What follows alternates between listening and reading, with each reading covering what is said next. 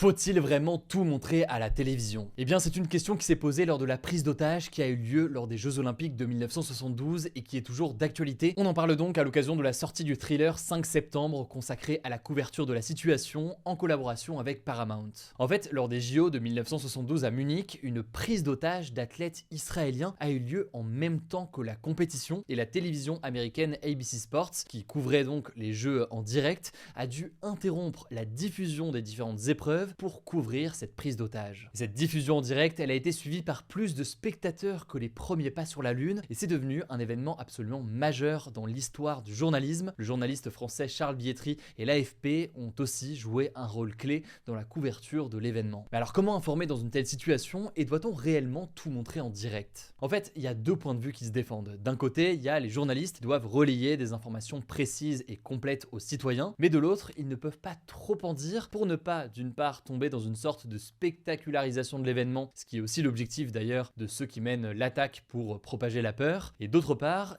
transmettre à la télévision des informations clés, ça pourrait être des informations qui finissent dans les mains des terroristes et qui pourraient compromettre à la fois le bon déroulement de l'enquête et des opérations de sauvetage des otages. Alors toutes ces questions, elles sont cruciales, elles sont toujours d'actualité et elles sont très bien illustrées dans le film qui suit de près cet événement sous haute tension. Le film a été nommé dans la catégorie meilleur film drame aux Golden Globes et meilleur scénario original aux Oscars. Il sort en salle en France le 5 février.